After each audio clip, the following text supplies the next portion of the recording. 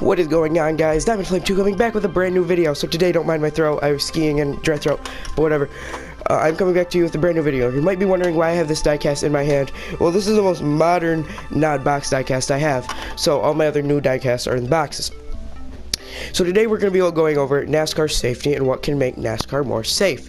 We'll be breaking down Ryan Newmans' wreck and seeing what was done, why safety is so good today, and why safety in racing is insane. So getting on into it, Ryan Newman should be dead. He's lucky to be alive. I say this because if you look at the pictures, the whole left side of the car through here and all through here are collapsed in. So he's lucky to be alive. Yet the injuries have not yet been confirmed, but he has some major injuries. We know this. They're non-life threatening but serious. So I will be using that 43 car to break down why NASCAR is so safe, and I'll be using these two cars here to break down the wreck.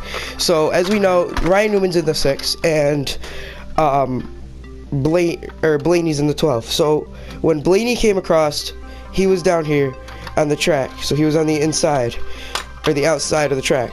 He comes up, he has a run. Newman runs up to block. He's gonna get hit, which loosens up the car immediately.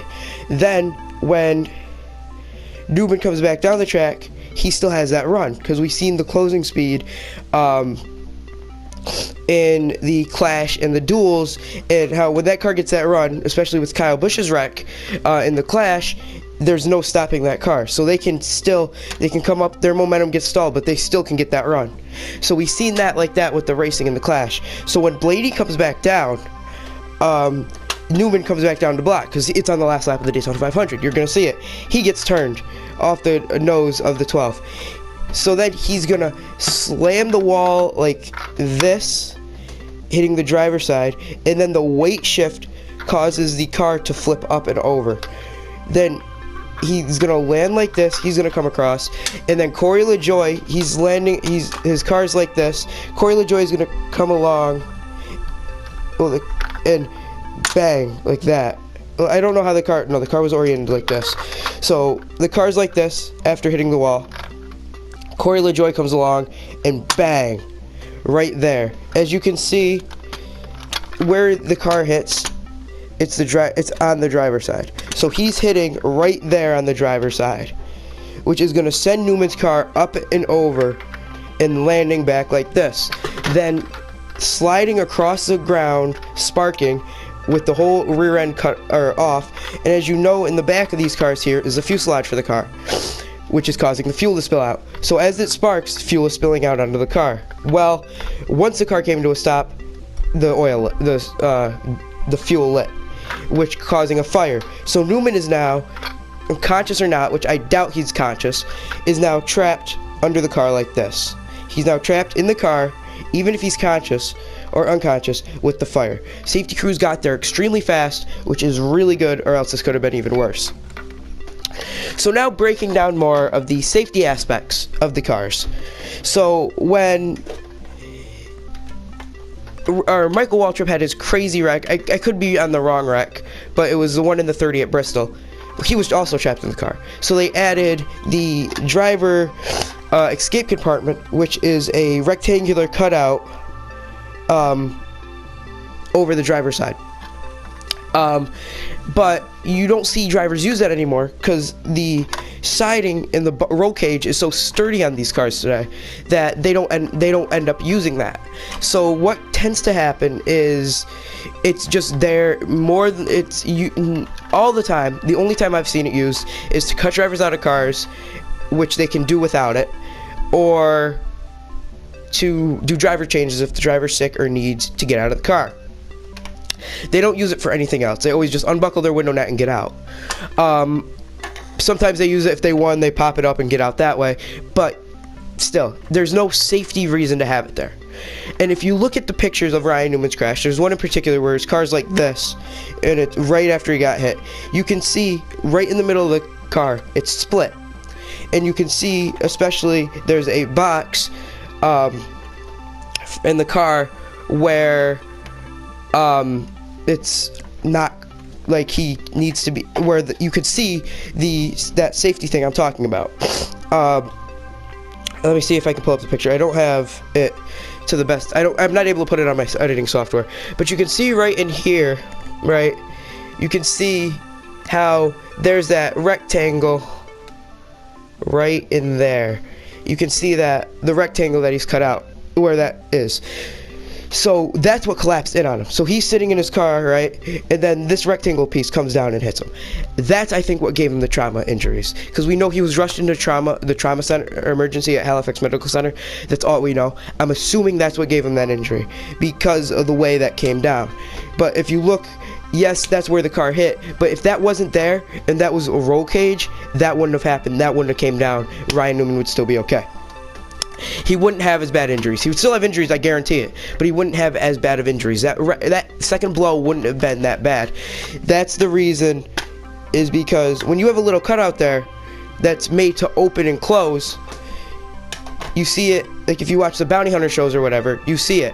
You'll see them kick down the door because the door's not sturdy. The door is on hinges, so the door can bend in and bend back out, because when you have pure metal, right, it's harder to bend because it's on both sides that there is it's connected, it's strongly connected.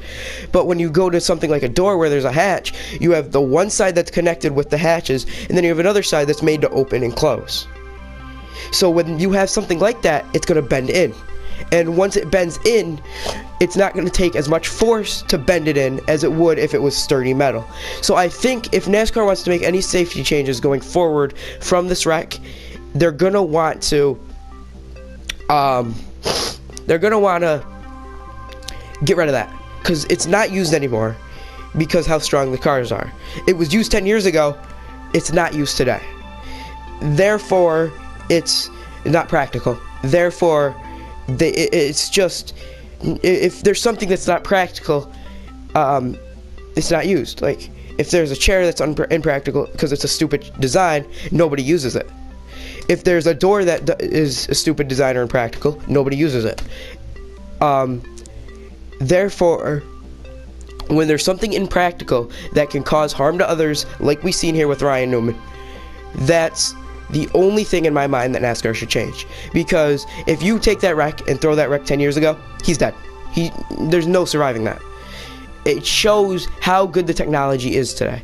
And without that technology, Ryan Newman would be dead. Even I'm 99% sure in the car tomorrow's, the Gen 4s or whatever, that had the little things that the cars flew all the time, Ryan Newman would be dead. I think if you put it in a car 5 years ago, Ryan Newman would be dead. I think the safety in these Gen 6 cars is insane.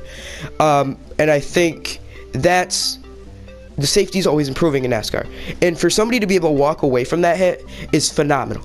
It shows that NASCAR has some of the best equipment and the best safety in sports ever.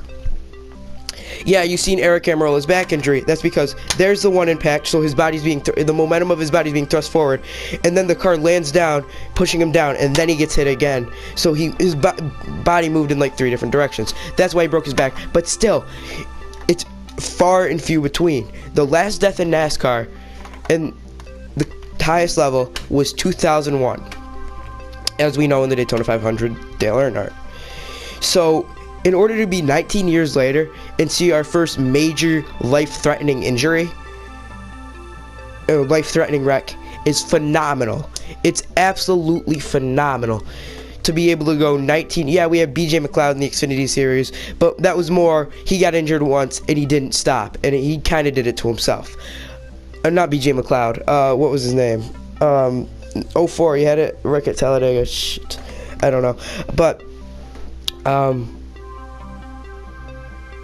think it was, I don't know, I know it was a mix on, but I'll probably think of it right after I record this. But that's the thing, the safety in NASCAR is so insane today. I don't think they should change anything, because with the fans, last year they wanted the cars to be more racy at Daytona in 2019.